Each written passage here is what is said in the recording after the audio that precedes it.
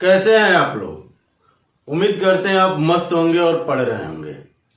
सरलीकरण का ये लास्ट वीडियो है जिसमें इबारती वाले क्वेश्चन हम लोग पढ़ रहे हैं। आज इस वीडियो में इबारती वाले प्रश्न समाप्त हो जाएंगे और उसी के साथ सरलीकरण भी समाप्त हो जाएगा। अगला चैप्टर हम लोग लौसा मौसा पढ़ेंगे और आप हमारे साथ अंत तक बने रहिए। पढ़ने में बहुत ही मजा आएगा। एक से एक शानदार सवाल लिए गए हैं। लौसा मौसा भी जब हम लोग पढ़ेंगे तो उसमें भी एक से एक शानदार सवाल लिए जाएंगे। ठीक है, सारे चैप्टरों में हम लोग ऐसा करेंगे। ठीक है, और पूरी बेसिक से लेके एडवांस लेवल तक पढ़ा जाएगा। जैसे बाकी पिछले चैप्टरों में हम लोग पढ़े हैं उसी तरह से इसमें भी पढ़ा जाएगा। तो हम उम्मीद करते हैं आपसे कि आप हमारे साथ अंत तक बने रहेंगे। और मेरा दावा है कि जिस दिन मैथ का पूरा चैप्टर मैं आपको पढ़ा लिया उस दिन आपको ये शिकायत नहीं रहेगी कि मुझे मैथ नहीं आया। बस एक काम आप करिए कि नोट्स बनाकर पढ़ते हुए चलिए, क्योंकि हम किसी भी तरह का कोई भी सवाल नहीं छोड़ रहे हैं। मैं हर तरह का एक एक सवाल आपको लेते हुए बताते हुए चल रहे हैं। जो बच रहा है वो विविध में लेके आपको पढ़ा दे रहे हैं। ठीक है, तो चलिए शुरू करते हैं। जय हिंद दोस्तों, मैं प्रदीप कुमार। बिना टाइम गंवाए शुरू करते हैं। तो चलिए पहला सवाल देखा जाए। पहला सवाल कहा है, एक व्यक्ति को लक्ष्य पर निशाना लगाने के लिए प्रत्येक बार 1 रुपया मिलता है तथा निशाना चूकने पर उसे 1 रुपये देना पड़ता है। 100 बार निशाना लगाने पर उसे 30 रुपये मिले, कितनी बार उसका निशाना चूका। हमसे पूछा है कि कितनी बार निशाना चूका। देखिए इस सवाल को अगर आप देखें तो ये सेम उसी तरह का सवाल है जैसे हम लोग नंबर सिस्टम पढ़ रहे थे। तो वहां हम बताए थे कि एक परीक्षा में 125 प्रश्न करने हैं, प्रत्येक प्रश्न इतने नंबर के हैं, सही अंक पर इतने नंबर दिए जाएंगे, गलत अंक पर इतने नंबर काट लिए जाएंगे। इस तरह के जो सवाल वहां हम लोग पढ़े हैं ये उसी तरह का सवाल है। बस थोड़ा सा परिवर्तन कर दिया है कि यहाँ निशाना कह दिया है। ठीक है, तो एक बात नॉर्मल सी बात समझिए, अगर निशाना सही सही लगेगा तो उसको 1 रुपया मिलेगा, निशाना गलत लगेगा तो उसको 1 रुपया देना पड़ेगा। अब कितनी बार लगाना है तो कुल 100 बार लगाना है। अब मिला कितना है उसको 30 रुपया मिला है। बात यही है, अगर मान लीजिए वो निशाना पूरा का पूरा 100 बार लगाता और सही लगाता, गलत नहीं होता तो 100 रुपया मिलते, लेकिन मिले कितने हैं 30। यानी इसका मतलब ये हुआ कि 100 में से 30 रुपया घटा लीजिए तो आपको मिलेगा कितना 70 रुपया। अब वो 70 रुपया ये उससे कटे हैं, यानी वो उसको दिया है। एक बात थोड़ी सी गौर से समझिएगा, जब एक बार निशाना चुकता है तो कितना रुपया कटता है। एक तो 1 रुपया जो उसको मिल रहा था वो कट जाएगा और दूसर का ये 1 रुपया उसको देगा, तो कुल मिला के कितना रुपया देगा एक बार अगर निशाना चुकेगा तो 2 रुपया। इस तरह से कितना रुपया दिया है भाई 70 रुपया। तो 70 रुपए में जब 2 रुपए से भाग देंगे तो हमको ये मिलेगा कितनी बार निशाना चुका है। तो 2 से भाग देंगे तो क्या आ जाएगा 35। खट से देखिए उर्ली लग गया। लेकिन आइए हम आपको समझाते हैं। अगर सही सही निशाना लगता 100 के 100 बार तो कितना रुपया मिलता भाई, उसको मिलता 100 रुपया। लेकिन मिला कितना, उसको मिला कितना 30 रुपया, यानी कटा कितना, तब कह देंगे भाई 70 रुपया। कैसे 70 कैसे, आप कह देंगे 100 माइनस 30 यानी 70 रुपया। एक बार गलत निशाना होने पर कितना रुपया कटता है भाई, तो आप कह देंगे 2 रुपया। ठीक है, तो लिखेंगे निशाना चूका, निशाना चुका कितनी बार भाई 70/2 काट दीजिए 35 आंसर है। यानी 35 बार निशाना चुक गया। तो लगा कितनी बार, तो निशाना लगा, निशाना लगा कितनी बार भाई, तो 100 माइनस 35 यानी 65 बार। बात आई समझ में, यानी 65 बार उसने निशाना सही सही लगाया। ठीक है, तो 65 रुपया मिलता उसको। लेकिन 35 बार गलत कर दिया ना, तो 65 में से 35 घटा देंगे तो क्या 30 आएगा? तो आएगा, घटा देख लीजिए। तो वही जो 30 रुपया मिल रहा है तो वही 30 रुपया मिला है। क्लियर है, बात समझ में आ गई? चलिए अगर इसको हम लोग बेसिक तरीके से लगाते तो हम कहते यही लिखते कि निशाना चूका, निशाना चूका। तो आप कहते कितनी बार भाई? x बार। तो फिर कहा जाता ना निशाना लगा, निशाना लगा कितनी बार भाई? 100 है ना, 100 माइनस x। ठीक है, तो प्रश्नानुसार जितनी बार लगा है उसमें से जितनी बार चुका वो घटा देंगे तो कितना रुपया मिला है ये मिल जाएगा हमको। मान लीजिए हम 65 बार, यहाँ इसके अनुसार मैं चल रहा हूँ, 65 बार सही लगाए हैं तो 65 रुपया मिला। लेकिन 35 बार गलत लगाए हैं तो उसको हम घटाएंगे ना 65 में से 35, तब तो पता चलेगा हमको मिला कितना। तो वही चीज किया गया, यानी अब ये हो जाएगा आपका 100 माइनस एक्स, फिर माइनस एक्स बराबर 30। अब देखिए ये दोनों जब जुटेंगे, ये माइनस माइनस है तो जुटेगा, तो ये 2x हो जाएगा, इसको इधर ट्रांसफर कर दीजिएगा तो आ जाएगा 2x, और ये इसमें से घट जाएगा तो आ जाएगा 70। इनसे भाई साहब ये कट जाएंगे तो आ जाएगा 35, और यही आपका आंसर है। क्योंकि पूछा है कितनी बार चुका है तो आप कह देंगे 35 बार। पूछता कितनी बार लगा है तो 100 में से 35 घटा देते हैं। तो चलिए इसको मिटाते हैं हम लोग, अगले सवाल पर आते हैं। सवाल बड़ा शानदार सा सवाल वो भी है। हमने कहा ना कि आपको एक से एक मजेदार सवाल लिए गए हैं तो लिए गए, ये मान के चलिए, घबराना नहीं है, अंत तक बने रहिए, बहुत ही मजा आएगा आपको पढ़ने में।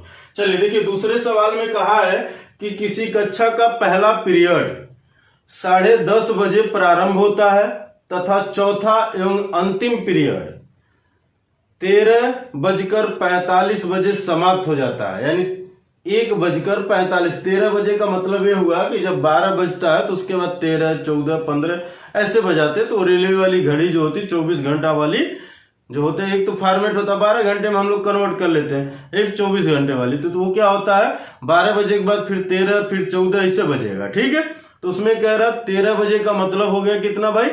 1 बजे। ठीक है, तो ये कह रहा 13:45 पे समाप्त होता है यदि प्रत्येक पीरियड की समय अवधि एक समान हो तथा प्रत्येक पीरियड के अंत में 5 मिनट का आराम या विश्राम दिया गया हो। तो प्रत्येक पीरियड की समय अवधि कितनी है?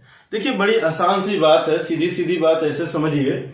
कोई स्कूल है, स्कूल में एक होता है ना कि घंटी बनाई जाती है, इतने घंटा, ये एक एक घंटे के ये पीरियड चाहिए, जितने घंटे के बना ले। मान लीजिए नॉर्मल जितने घंटे का, 8 घंटे का नहीं बनता है। ठीक है, होता है क्या है कि 45 मिनट, 50 मिनट, 1 घंटे का पीरियड बनाया जाता है। तो वो ये कह रहा है कि एक कोई स्कूल है या कॉलेज मान लीजिए, जो भी मान लीजिए, वो कहा कक्षा का है। ठीक है, तो उसमें 4 घंटे का वो पीरियड बना रहा, यानी 4 क्लास का वो पीरियड बना रहा, और कह रहा है कि अंतिम जो चौथा पीरियड, यानी इसका मतलब अंतिम चौथा पीरियड का मतलब हुआ कि टोटल 4 पीरियड बने हैं।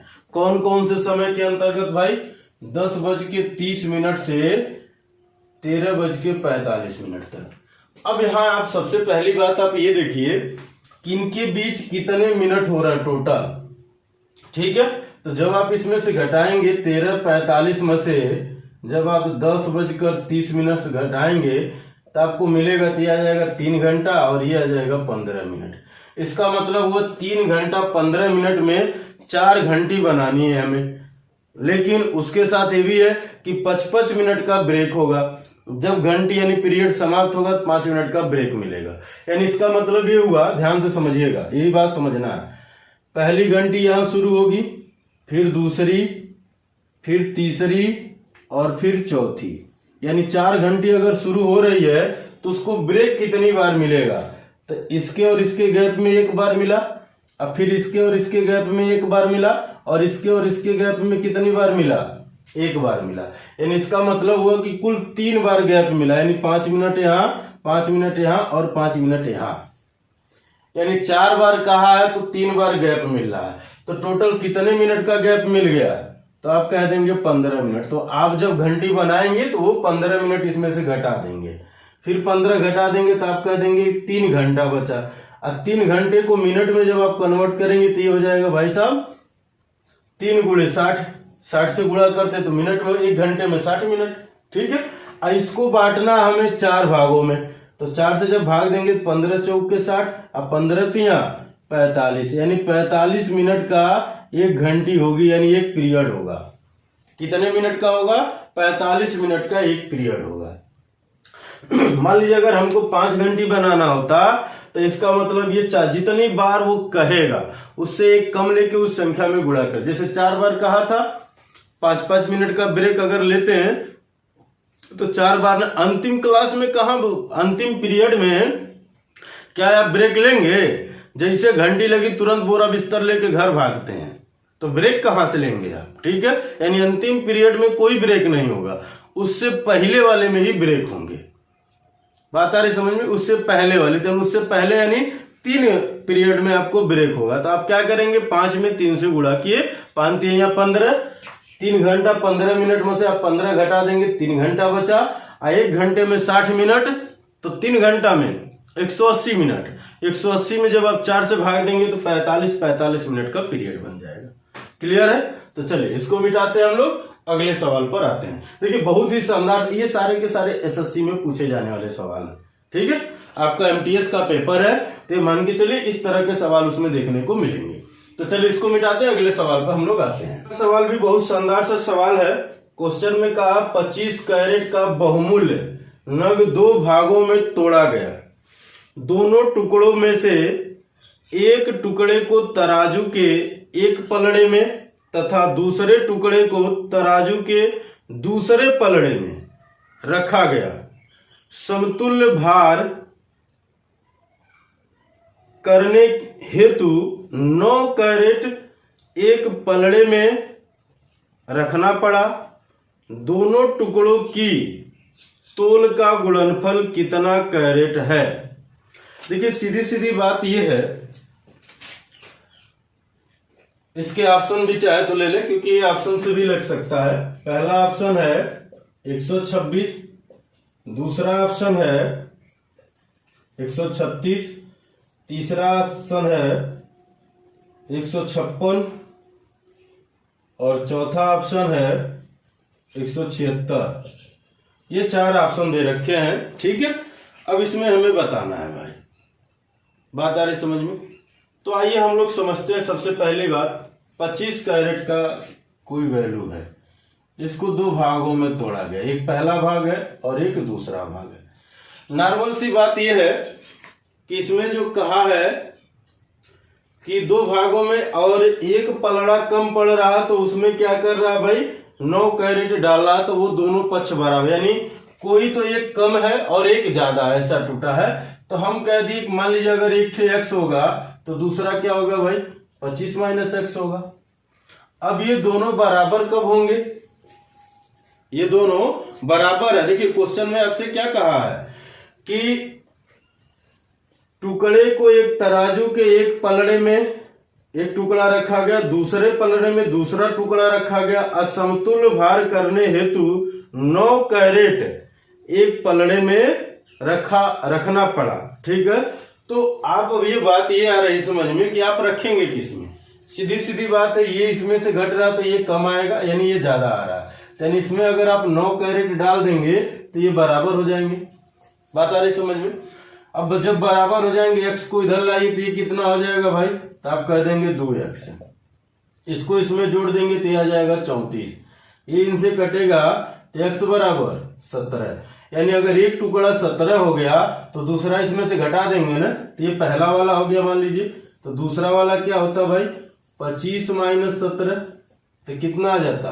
8। अब इन्हीं दोनों का गुणनफल का, यानी पहला का गुणा दूसरे से, तो आप कह देंगे कि 17 गुणे 8, तो 8 सत्ते 56 को 6 हासिल 5, 8 का नाम 8 5 13। ऐसे भी आप कर सकते थे 17 बटे 136, तो 136 है कहीं ऑप्शन में दूसरा। बात आ रही समझ में? देखिए बड़ा आसान सा है, आप कितने तेज करते हैं कैलकुलेशन। यही देखिए इसमें सबसे खास बात यही थी समझने वाली कि आप किसमें वो 9 जोड़ेंगे, यही तो जिसमें हम माइनस करते हैं उसी में जोड़ा जाता है। माइनस वाले में ही माना जाता है कि वो छोटी हो गई वैल्यू। क्लियर है? तो चलिए इसको मिटाते हैं, हम लोग अगले सवाल पर आते हैं। अगला क्वेश्चन है 225 मीटर लंबी रोड के एक ओर बराबर बराबर दूरी पर 26 पेड़ लगाए गए हैं। इस दूरी के आरंभ में तथा अंत में भी पेड़ लगे हैं। दो क्रमागत पेड़ों के बीच की दूरी कितनी है, ये बात हमें बतानी है। ठीक है, तो देखिए सबसे पहली बात, ऐसे नॉर्मल सी बात समझिएगा, समझने वाली बात है। अगर हम लोग मान लीजिए हम कह दिए 3 पेड़ लगाते हैं, ये 3 पेड़ लगे, तो 3 पेड़ों के बीच अगर गैप देखा जाए, यानी जो इनके बीच की दूरी होगी वो देखा जाए तो कितनी होंगी, 2। बात आ रही समझ में? यानी जितने पेड़ की संख्या होगी उससे एक कम गैप आता है। मान लीजिए हम कह दिए 5 पेड़ लगाए, तो आप कहेंगे 1 2 3 4 5, ये अंतिम पेड़ है और ये पहला पेड़ है। ठीक है, यानी इसका मतलब देखिए गैप कितना आएगा, तो 1 आया, फिर 2 आया, 3 आया और 4 आया। यानी हमारे कहने का मतलब ये है, जब आप दूरी काउंट करते हैं तो पहला और ये दूसरा लेंगे तो ये होगा, लेकिन कोई एक छोड़ेंगे, या तो अंतिम वाला छोड़िए या तो पहले वाला छोड़िए, यानी कोई एक छोड़ा जाएगा। तो मान लीजिए 26 पेड़ कहा है, तो इसका मतलब गैप कितना होगा 26 पेड़ों के बीच, तो आप कह देंगे 25। अब 25 अगर गैप होगा, ठीक है, तो टोटल दूरी कितनी है, कितनी लंबाई है, 225 मीटर लंबाई है। मान लीजिए रोड है, ठीक है, तो किनारे ये पेड़ लग रहे हैं, तो इस रोड की जो लंबाई है वो 225 मीटर है, और इसमें 26 पेड़ लगे हैं। तो कह रहा है इनके बीच ये जो पेड़ लगे हैं ये गैप कितने कितने पर है। ठीक है, यही बताना है। तो 26 में से 1 घटा के इसमें भाग दे देंगे तो हमको मिल जाएगा 25 9 225, यानी 9 मीटर के गैप पर वो लगाए गए हैं। जो पेड़ लगाए गए हैं वो 9 मीटर के गैप पर लगाए गए हैं। बात आ रही समझ में? यानी 2 पेड़ों के बीच की दूरी अगर हम कहते तो यही लिख देता हूं, यही चीज है। ये क्या है भाई, 2 पेड़ों के बीच की दूरी, बीच की दूरी या के दूरी की दूरी। ठीक है, क्या है भाई 225/25। अब ऐसा क्यों हो रहा, क्योंकि हमने आपको समझाया कि जितने पेड़ों की संख्या होगी उससे एक कम लेकर भाग दे दीजिए, इसलिए कि गैप उससे हमेशा कम ही आता है। जितने पेड़ होते, अगर 100 पेड़ लगे हैं तो 99 को गैप आएगा, 200 पेड़ लगे हैं तो 199 को गैप आएगा। जितने पेड़ लगे होंगे उससे एक कम गैप आता है। क्लियर है? तो चलिए इसको मिटाते हैं, हम लोग अगला सवाल देखते हैं। चलिए अगला सवाल कहा है कि कुछ छात्रों ने एक पिकनिक मनाने की योजना बनाई। इसमें भोजन पर 5000 खर्च होने थे, परंतु 5 विद्यार्थियों के न जाने से प्रत्येक सदस्य पर 50 रुपए अतिरिक्त खर्च बढ़ गया। कितने छात्र पिकनिक पर गए? इनके ऑप्शन दे रखा है। पहला ऑप्शन है 15, दूसरा ऑप्शन है 25, तीसरा ऑप्शन है 20 और चौथा ऑप्शन है 30। हमसे कह रहा है कि कितने छात्र पिकनिक पे गए हैं, ये बात बतानी है। ठीक है, देखिए सीधी सीधी बात, ऐसे सवाल जब भी आते हैं तो उनको हम ऑप्शन से करते हैं। किससे भाई? ऑप्शन से, क्योंकि ये जल्दी हो जाते हैं। टोटल खर्च होना था 5000 रुपया, यही होना था भाई। ठीक है, अब बात समझिए, 5000 खर्चा होना था, ठीक है, कोई बात नहीं होता, लेकिन कह रहे जितने छात्र जा रहे थे वो सब जाते तो 5000 हो रहा था खर्चा, नहीं भी जा रहा तब भी हो रहा है 5000 खर्चा, लेकिन 50-50 रुपया जो है वो जितने सदस्य जा रहे हैं उन पे अतिरिक्त भार आ जा रहा है। ऐसा क्यों हो रहा है? क्योंकि 5 लोग नहीं गए हैं।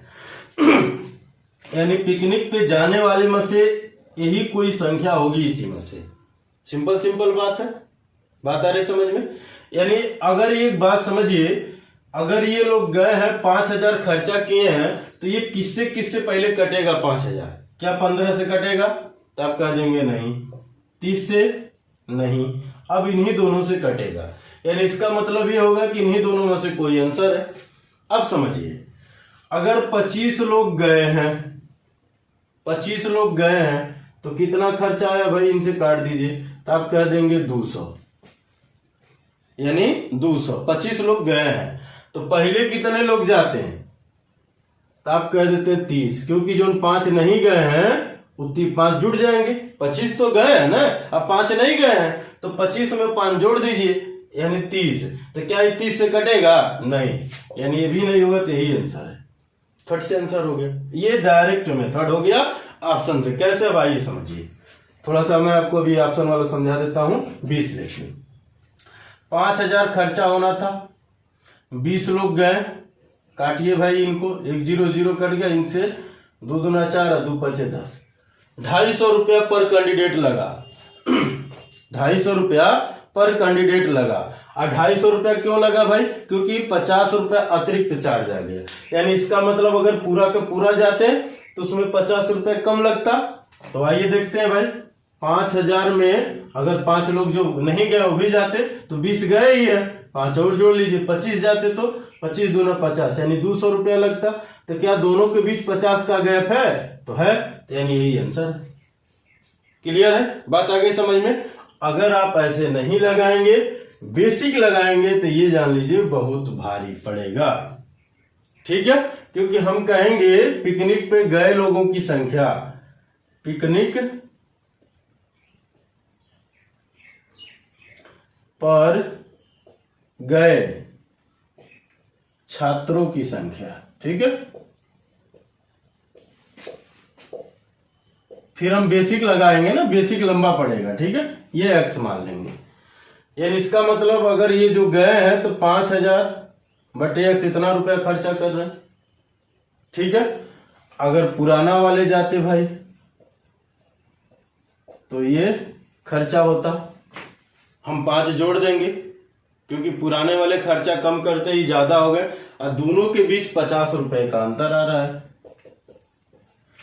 क्योंकि जो ये लोग नहीं गए तो 50 रुपए इन पे चार्ज बढ़ गया है। तो सीधी सीधी बात ये समझिए, ये दोनों में है तो इसको कॉमन ले लीजिए, तो आप कह देंगे कि 5000।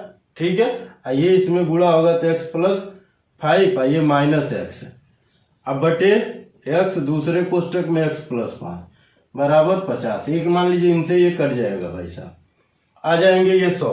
ठीक है, यहाँ देखिए, यहाँ ये इनसे कट जाएंगे, तो इससे जब गुणा होगा तो आ जाएगा 500, इनका आपस में गुणा होगा यानी 1 होगा, तो इधर हो जाएगा x² + 5x बराबर 500।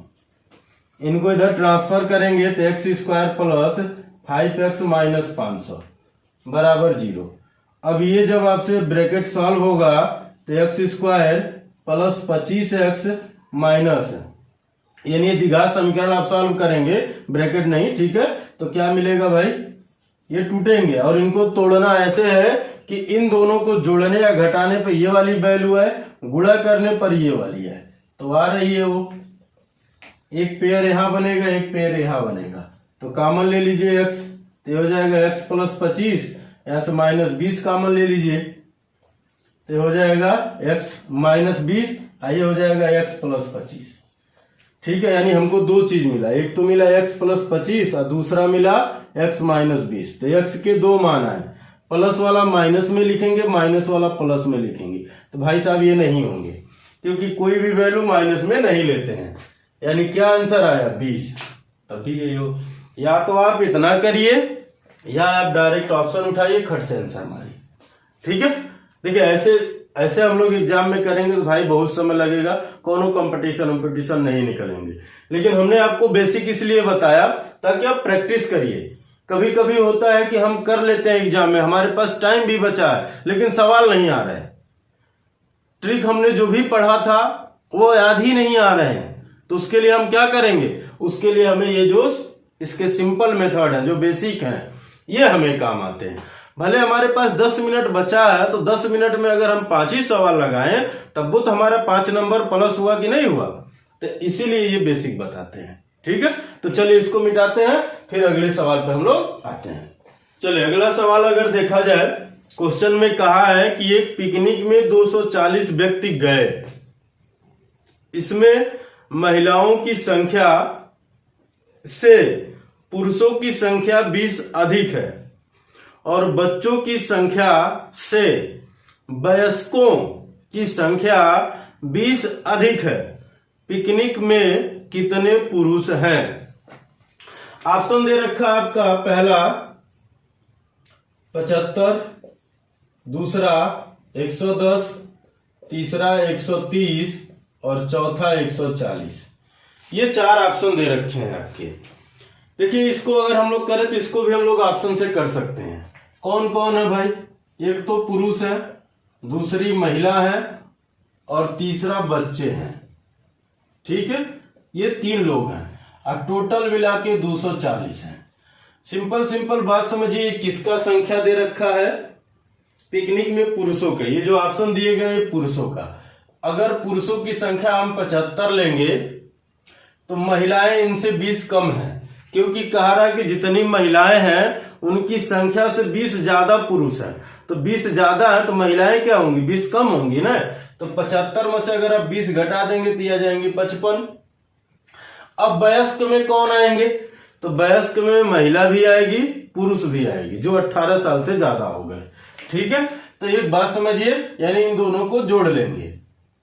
ठीक है, तो जब इन दोनों को जोड़ेंगे तो 5 5 10 और 7 5 12 1 13। ये कौन हो गए? ये वयस्क हो गए। ये कौन है लोग भाई? ये वयस्क हैं। तो 130 लोग जो वयस्क हैं उनसे 20 कम बच्चे गए हैं। तो बच्चे कितना गए? 130 में से 20 घटा दीजिए, यानी 110 गए हैं। अब इन तीनों को जोड़िए तो क्या 240 आ रहा है? इन दोनों का योग 130 सही है, इसमें हम जोड़ देंगे 110, तो कितना आ जाएगा भाई? इन दोनों को अगर हम जोड़े तो हम कह देंगे 240। यानी क्या ये बराबर आ रहा है इसके? तो आ रहा है, यानी पहला आंसर सही है। तुरंत हम पहले में चेक कर लिए। अगर हम बेसिक करते तो हम क्या कहते भाई? मैं ही लिख देता हूं कि पुरुष, महिला और बच्चे, ये तो है।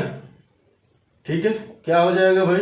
अगर महिला X है तो पुरुष इनसे 20 ज्यादा है ना। और दोनों को अगर आप जोड़ेंगे तो वयस्क मिलेंगे। वयस्क कितने हो जाएंगे भाई? 2x + 20 हो जाएगा। अब बच्चे कितना है? वयस्कों की संख्या से 20 कम है, 20 हम घटा देंगे तो ये कट जाएंगे, यानी बच्चे हो जाएंगे 2x। इसको जोड़ने पर 240 होगा। यही कह रहा भाई, तीनों को जोड़े तो ये हो जाएगा x + 20 x और फिर 2x बराबर 240 की। तो देखिए 2 1 3 1 4, तो आप कह देंगे 4x बराबर, ये कहाँ आ जाएगा? इधर आएगा, घटेगा तो ये आ जाएगा भाई साहब 220 आ जाएगा। इनसे भाग दे दीजिए तो x बराबर कितने? तो आपका आ जाएंगे कितना भाई? ध्यान दीजिए, कितना? 2 5 10, फिर 2 5 10। x किसकी संख्या है? तो कहेंगे महिला का। पुरुष कितने हो जाएंगे? तो 55 और +20 कितने भाई?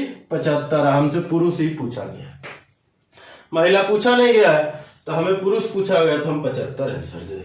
तो चाहे आप ऐसे करें बेसिक, या डायरेक्ट आप ऑप्शन उठाएं तुरंत कर लेंगे। तो हम उम्मीद करते हैं जोड़ घटाना तो आप तेज कर ही लेंगे, इसलिए क्योंकि सब पढ़ा चुके हैं लगातार। ये जो चैप्टर कैलकुलेशन वाले थे वही तो आपको पढ़ाए हैं। अब तो हम लोग इबारती वाले प्रश्न में घुसेंगे धीरे धीरे। अब कैलकुलेशन वाले ये आपके काम आएंगे, वहां कितना प्रैक्टिस कर रहे हैं। ठीक है, तो चलिए इसको मिटाते हैं, हम लोग अगले सवाल पर आते हैं। ये यूपीएसआई का सवाल है। यूपीएसआई 2017 में जो हुआ था ये उसका सवाल है। ठीक है, तो चलिए इसको मिटाते हैं, अगले सवाल पर हम लोग आते हैं। देखिए ये सवाल बड़ा शानदार सा सवाल है। क्वेश्चन नंबर 7 कहा है कि एक 80 मीटर ऊंचे गोल खंभे पर एक बंदर 1 मिनट में 5 मीटर चढ़ता है, परंतु दूसरे मिनट में 2 मीटर नीचे फिसल जाता है। खंभे के ऊपरी सिरे पर पहुंचने में उसे कितना समय लगेगा? देखिए बड़ा शानदार सा सवाल है। ये एसएससी का पेट सवाल है, सबसे ज्यादा एसएससी में पूछे जाते थे ये सवाल। अब क्या है कि ये रेलवे में पूछे गए हैं। इसी तरह का सवाल यूपीएसआई में भी पूछा गया है। आइए समझते हैं। यहां देखिए, मान लीजिए कि ये एक खंभा है। चलिए भाई साहब, ये एक गोल खंभा है। ठीक है, यहाँ पर एक बंदर है, यहाँ पर चलिए एक बंदर की आकृति तो बन नहीं पाएगी, मान लीजिए एक बंदर है, क्योंकि ड्राइंग मेरा बहुत अच्छा नहीं है, ठीक है। यहाँ एक बंदर है, क्या कह रहा है कि ये 1 मिनट में क्या होता है कि ये 5 मीटर चढ़ता है, 5 मीटर चढ़ता है। और जैसे मान लीजिए यहां से यहां आया, अब जैसे दूसरा छलांग लगाएगा, सोचेगा हम 5 मीटर फिर चढ़ जाए, तो चढ़ नहीं पाता है, यहीं से फिसल आता है, कहाँ, ये यहां आ गया और 2 मीटर फिसल जाता है। बात आ रही समझ में? पहले में तो 5 चढ़ा, लेकिन दूसरका में फिर 5, जो 5 सोचा कि हम 5 चढ़ जाएंगे, चढ़ा तो ठीक है, लेकिन पकड़ा, लेकिन फिसल के नीचे आ गया। कितना फिसल गया? 2 मीटर। यानी दूसरके में कितना चढ़ा भाई? 3। यानी अगर हम ये कहेंगे कि पूरी की पूरी बात में 2 मिनट में वो 3 मीटर चढ़ रहा, या ऐसे हम कह सकते हैं कि 3 मीटर चढ़ने में 2 मिनट लगता है, ठीक है। ये पूरी लंबाई कितनी है यहां से यहां तक? तो ये लंबाई है 80 मीटर। तो आपके सामने जब भी ऐसे सवाल आते हैं तो उसमें से क्या करिए, जो पहली दूरी दी गई होती है, जैसे 5 दिया गया है, तो इसमें से इसको घटा दीजिए। यानी अब इसका मतलब ये बचा 75 मीटर। हम इसको पहले 75 मीटर चढ़ाते हैं। अब ऐसा क्यों कर रहे हैं भाई, ये समझिए। मान लीजिए चढ़ते चढ़ते आया, यहां तक आया और ये 75 मीटर दूरी है, यानी अब अगली टप्पा जैसे मारेगा तो यहां आके बैठ जाएगा, अब फिर फिसले उसलेगा नहीं। जो 5 मीटर का गैप बच रहा है, तो लास्ट वाले में फिसलेगा नहीं, लास्ट वाले में खंभे पे बैठ जाएगा। बात आ रही समझ में? तो इसीलिए ये 5 घटा देते हैं, ठीक है। यानी अब ऐसे समझिए कि 75 मीटर चढ़ने में कितना लगेगा भाई, तो इसमें हम 3 से भाग दे दिए, तो आ गया 25 मिनट। सही है? गलत है, क्योंकि ऐसे समझिए कि 3 मीटर अगर चढ़ रहा था तो कितना लग रहा था? 2 मिनट। कितना लग रहा था? 2 मिनट। तो 1 मीटर अगर चढ़ेगा तो कितना लगेगा? तो आप कह देंगे 2/3 मिनट। तो 75 मीटर चढ़ेगा तो दोनों और गुणा होगा ना 75 से, तो भाई साहब ये इनसे कटेंगे 25, अब 25 दूना 50 मिनट का समय लगेगा, ठीक है। यानी 50 मिनट का समय लगा कहां तक? ये 75 चढ़ने तक। यानी इसका मतलब अभी एक छलांग और लगाएगा, यानी आखिरी छलांग लगाएगा, तो आप कह देंगे 1 मिनट और समय लेगा। तो जोड़ लेंगे तो कितना मिनट लग गया? 51 मिनट। बात है समझ में? क्लियर है? अब आपके सामने ऐसे सवाल अगर आप आते हैं तो देखिए आप ओरली कर लेंगे, ऐसे हाथ पे कर लेंगे। कैसे? ऐसे समझिए, पहली छलांग में 5 चढ़ा, दूसरी वाली छलांग में 2 फिसल गया, यानी 5 में से 2 आप घटा देंगे तो 3 मीटर हुआ ना। यानी 3 मीटर चढ़ रहा कितनी छलांगों में? 2 छलांगों में, यानी 2 मिनट में। 2 मिनट में 3 मीटर चढ़ रहा है, तो उसको चढ़ना 75, तो 75 में 3 से भाग दे दीजिए, तो 25 3 75, यानी 25 बार में वो कट गया। अब 25 से गुणा किस में होगा? जब 2 मिनट हुआ है, ठीक है। तो 25 दूना 50, 1 मिनट उसमें जोड़ दिया करिए, जितना हुआ है, जो भी यहां आए उसमें 1 जोड़ दिया करिए, क्योंकि लास्ट में वो 1 मिनट का समय ले, यानी आखिरी छलांग का ही समय लेगा वो, ठीक है। तो 1 मिनट जोड़ेंगे तो 51 मिनट। चल एक सवाल और इसी तरह का देखते हैं, इसको मिटाते हैं, ठीक है। सवाल है कि एक मेंढक 9 मीटर गहरे सूखे कुएं में पड़ा है तथा बाहर निकलने का प्रयास करता है। कुएं की दीवारों में फिसलन है। प्रत्येक बार मेंढक 60 सेंटीमीटर की छलांग लगाता है तथा 30 सेंटीमीटर वापस फिसल जाता है। कुएं से बाहर निकलने हेतु उसे कितनी छलांग लगानी होगी? तो सिंपल बात, 9 मीटर का मतलब 900 सेंटीमीटर, क्योंकि 1 मीटर में 100 सेंटीमीटर होता है। तो इसका मतलब हुआ कि 900 सेंटीमीटर गहरा वो कुआं है, ठीक है।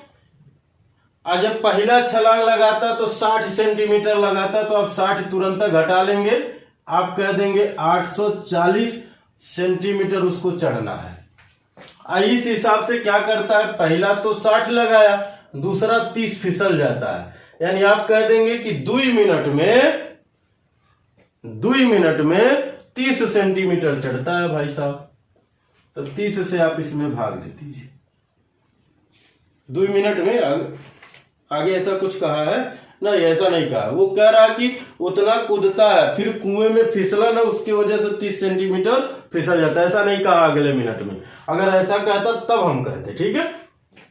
यानी 30 मीटर 60 चढ़ता है, लेकिन 30 फिसल जाता है उसी मिनट में। जो हमने 60 कूदा है उसी में से 30 फिसल जाता है। यानी इसका मतलब हुआ कि 1 मिनट में कितना चढ़ा 30। तो 30 से जब इसमें भाग दे देंगे तो भाई साहब आ जाएगा 28।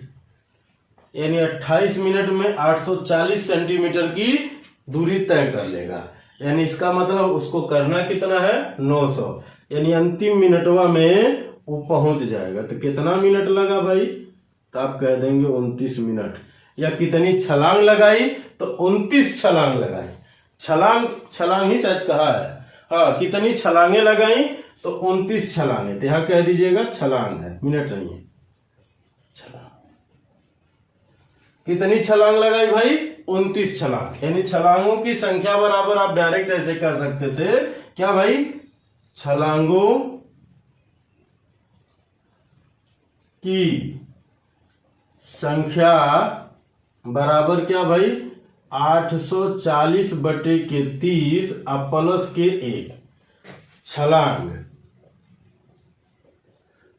भाई साहब इनसे कट गए 28, 1 जोड़ दिए, आ गया 29 छलांग लगाया।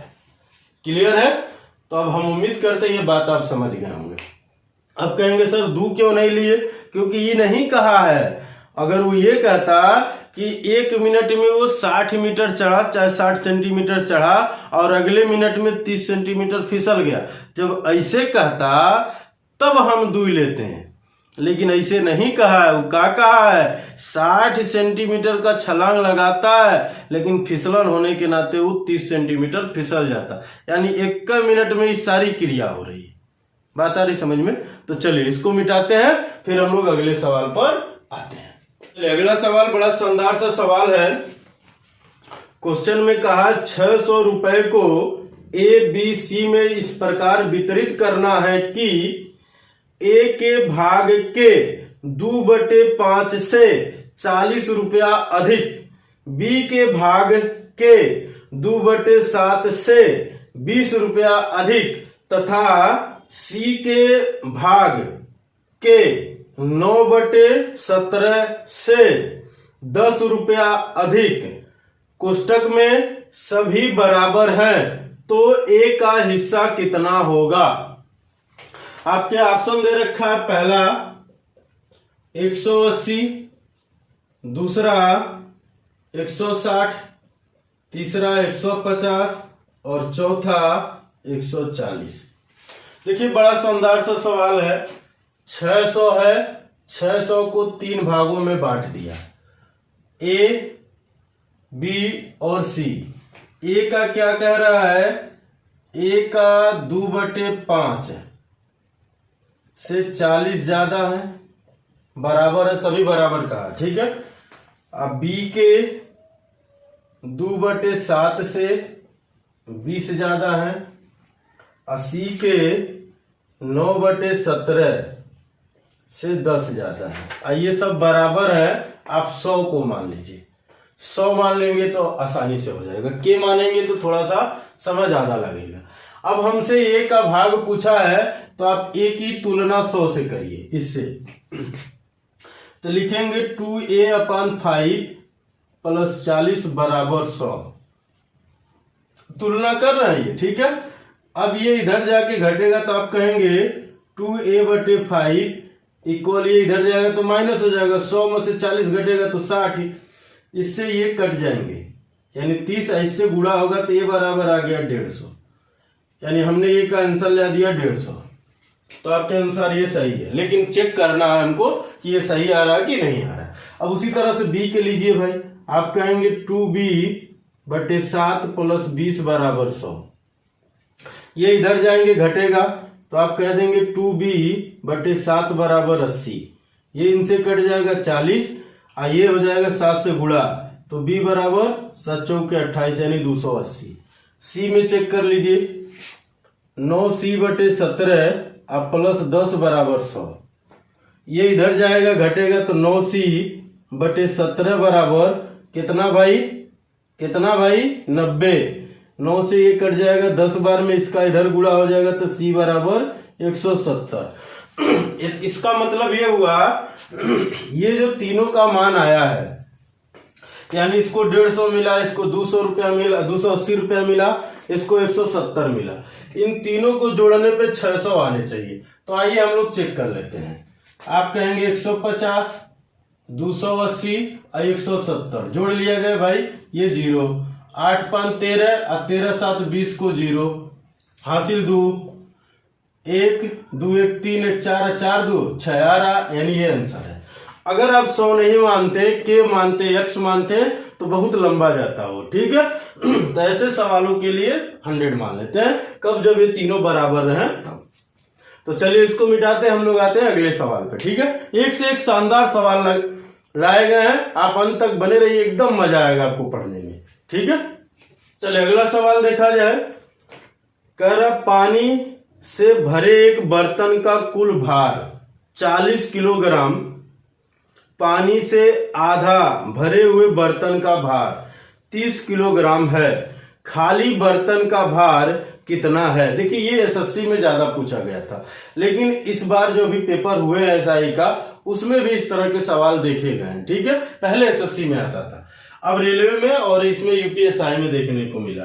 पहला इसका ऑप्शन दे रखा है भाई साहब 10, दूसरा ऑप्शन दे रखा है 15, और तीसरा ऑप्शन दे रखा है 20, और चौथा ऑप्शन दे रखा है 25।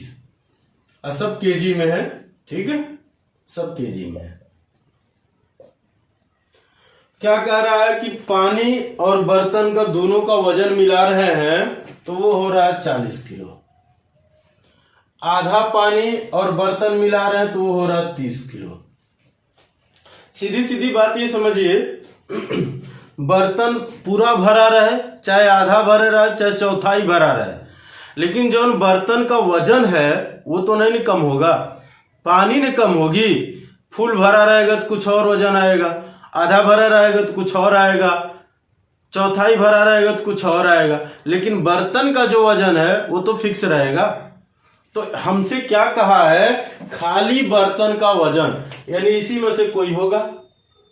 अब एक बात समझिए, अगर आधा पानी भर के ये 30 हो रहे हैं और ये पूरा पूरा भर के 20 हो रहे हैं, तो यानी इसमें से ये जो नहीं कटने वाले हैं आधा से, उनको हटा दीजिए, यानी आप 2 से भाग देंगे तो 10 में जाएंगे, ये हट गए, ठीक है। अगर हम कह देंगे 10 लेते हैं, 10 किलो खाली बर्तन है तो इसका मतलब 30 किलो पानी, तब्बत मिला के हुआ। तो अगर ये ऐसा होगा तो है 30 किलो खाली पानी नहीं होगा तो कोनो न कोनो बर्तनवा में होगा ना। तो भाई साहब भाई तो 30 खाली हम फिर यही ले लेंगे पानी, यानी यो नहीं होगा, तो होगा कौन, ये। यानी इसका मतलब ये हुआ कि अगर बर्तन जो है आपका 20 किलो का है तो पानी इसमें 20 किलो भरा गया, ठीक है। तो पानी कितनी है भाई, आप पानी भी कह देंगे कि 20 किलो है, 20 लीटर है, ठीक है, वजन बात हो जाएंगे, ठीक है, बात आई समझ में। अब यहाँ कह रहा है कि 30, आधा पानी अब यानी 10 लीटर पानी हो जाएगा। अब बर्तन का वजन तो वही रहेगा भाई साहब 20, तो दोनों को जोड़ेंगे तो 30 आ रहा है कि नहीं आ रहा है, तो ये आपके आंसर हो जाएंगे। अगर ऐसे नहीं तो आप ऐसे समझिए, बेसिक हम कह दिए कि बर्तन जो है आपका x है, पानी जो है वो आपका y, यानी बर्तन का वजन x किलो है, अब पानी जो है वो y लीटर है। यानी अगर इन दोनों को जोड़ेंगे तो आप कहेंगे x + y बराबर 40 किलो। अब कह रहा अगले वाले में कि x + y/2 बराबर 30 किलो, यही तो कहा है। तो इसको आप समीकरण 1 मान लिए।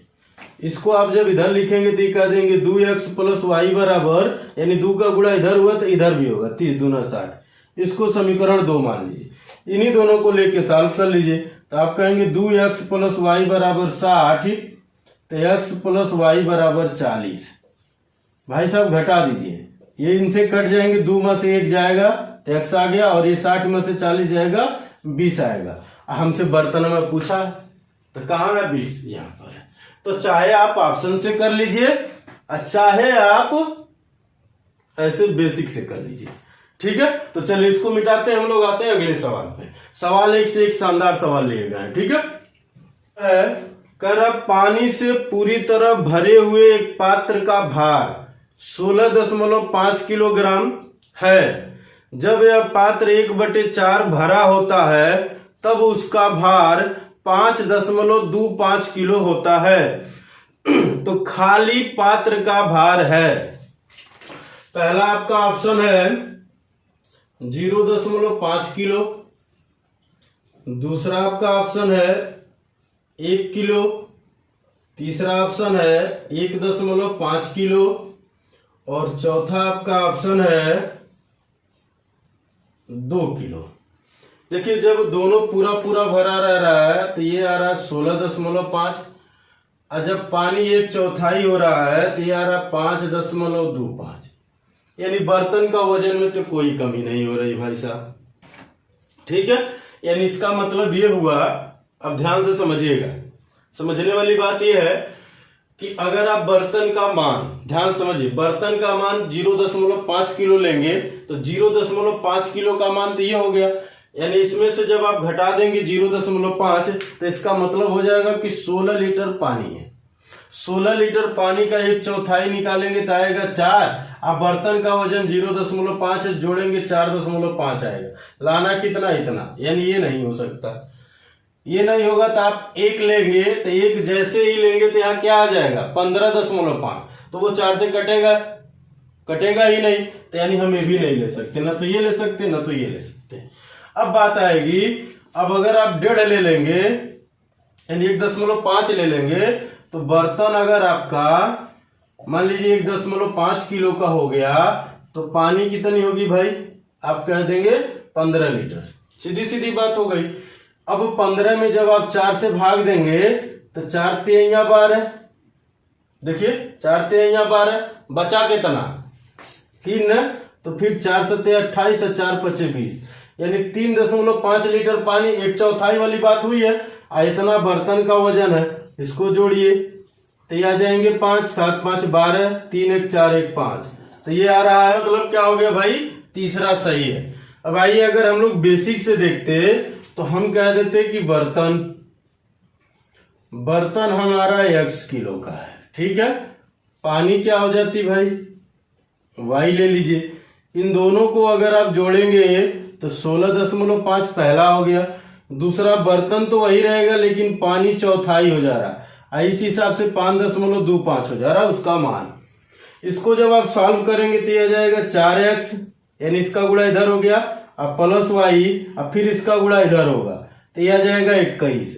करके देखिए, 5 चौक के 20 को 0 यहां लिख देते हैं, 5 चौक के 20 को 0 हासिल 2, ठीक है। 4 2 8 2 10 को 0 हासिल 1, 5 चौक के 20 1 21, 2 अंक बाद दशमलव तो 2 अंक बाद लगा दीजिए, 21 आ गया।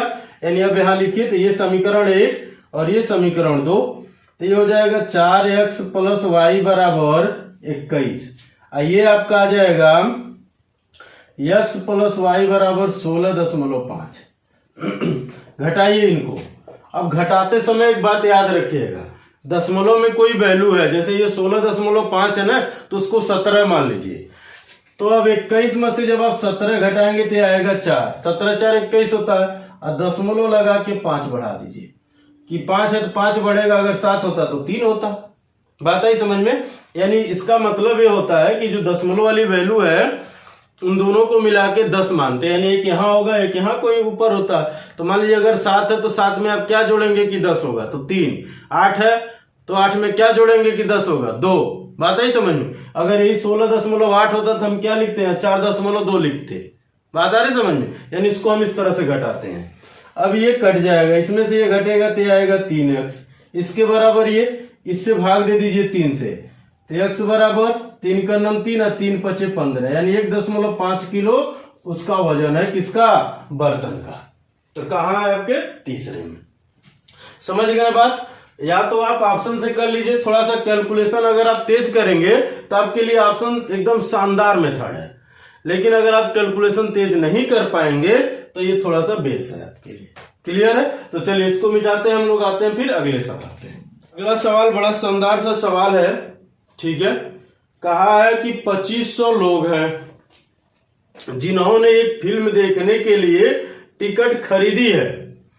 वे लोग जिनकी उम्र 25 साल से ज्यादा है उन्होंने प्रति टिकट 75 रुपए का भुगतान किया, और जिनकी उम्र 25 साल से कम है उन्होंने प्रत्येक टिकट के लिए 25 रुपए का भुगतान किया। अगर कुल एकत्रित राशि 1,50,300 रुपए है तो उन लोगों की संख्या पता करें जिनकी उम्र 25 साल से ज्यादा है और फिल्म देखी है। तो चलिए देखा जाए, बड़ा शानदार सा सवाल है। इसको हम लोग नॉर्मल सी बात ऐसे समझते हैं। पहली बात हम कह देंगे कि 25 साल से ज्यादा उम्र वाले लोगों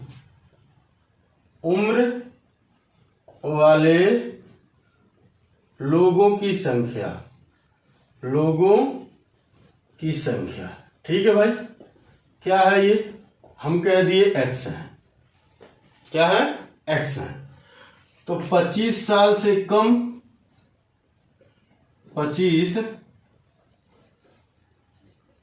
साल से कम उम्र वाले लोगों की संख्या, तो आप कह देंगे 2500 माइनस एक्स।